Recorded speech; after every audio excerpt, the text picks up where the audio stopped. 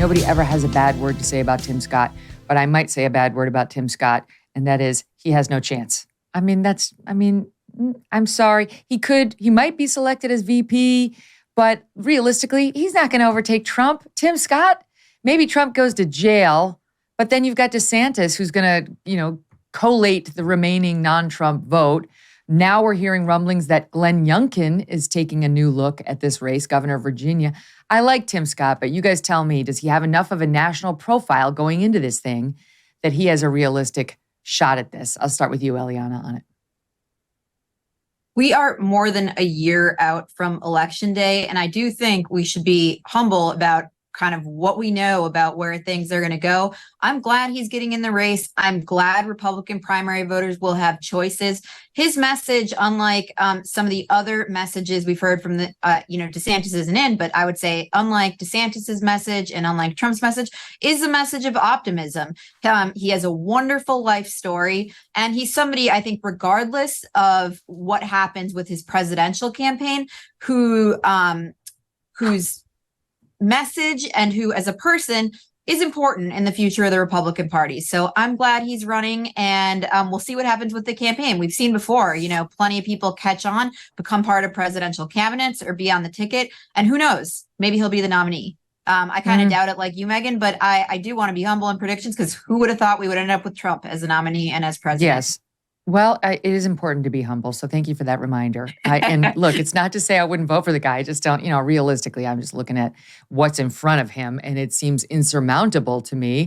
Emily, I had Charlie Kirk on the show yesterday, and he didn't say this on the show, but he said it in something I was reading in prep. And he said, America doesn't need a nice guy right now. The GOP doesn't need a nice guy right now. They need a bare-knuckled brawler who's going to say, I know what a woman is. I know what America is. I know, all those things, and really sort of fight these crazy battles that we're being forced to fight right now. Yeah, and Tim Scott's on the banking committee and has a pretty good relationship with business, which in 2012 would have been a complete, that's a great thing. That's an asset for a Republican presidential candidate in 2012. Now it's a different story as far as voters are concerned. And there's a real duality to some of the other campaigns. We saw this with Donald Trump. He was Make America Great Again, but he was also American Carnage. You see the same thing with Ron DeSantis, where he says, we have all of these extremely serious culture war problems, but we can make America Florida, is where the campaign seems to be going with its messaging strategy. We've heard that actually used. And so Tim Scott really has one side of that. He has the side that we can be hopeful, as that clip you played showed. We can be optimistic about it. But how does that translate into policies? If Charlie Kirk is making that point, that means that's how conservative media is likely to receive Tim Scott. That means it's how a lot of voters are probably likely to receive Tim Scott. So what does the policy look like? What is he going to translate this diagnosis? Does he have the same diagnosis? And if he doesn't, does that mean that he's not going to have policies that crack down on things like corporate DEI, that crack down on all of the things that Trump gave in his famous American Carnage inauguration speech that I think captured the mood of the country, probably better than what Tim Scott just said? That'll probably appeal to some suburban voters.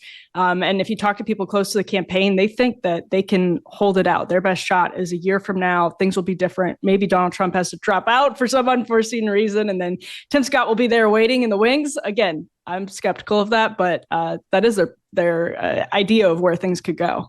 You know what's crazy is if it winds up being Trump-Biden in the contest, forgive me, but they could both die. They're old enough that one might not make it to the actual election day, never mind through a first term, or in Biden's case, a second. I mean, this is something we actually have to factor in when you have presidential candidates who are around 80 years old. Now that it's spring, it's time to get outside and enjoy your backyard. But does your backyard need a makeover just in time for summer? Start with the perfect centerpiece, a Michael Phelps Swim Spa by Master Spas. A Michael Phelps Swim Spa can transform your backyard into an oasis. The swim spa is an alternative to a pool with the therapy of a hot tub. Michael Phelps swim spas have a water current, so you can swim, you can do aquatic exercises, and have fun with the kids. And because it's heated, you can choose your perfect water temperature and use it all year long in any climate. Michael Phelps swim spas by Master Spas come in a variety of sizes to complement almost any yard, even if it's a small one. And this is not a long, intimidating project. In fact, delivery and installation can take less than a day once your space is ready. Michael Phelps swim spas are 100% made in the USA by Master Spas, the world's largest swim spa manufacturer. You will love your Michael Phelps swim spa by Master Spas. Go to masterspas.com, put in the promo code MK, and that's going to save you $1,000 on a Michael Phelps swim spa or $500 on a Master Spas hot tub.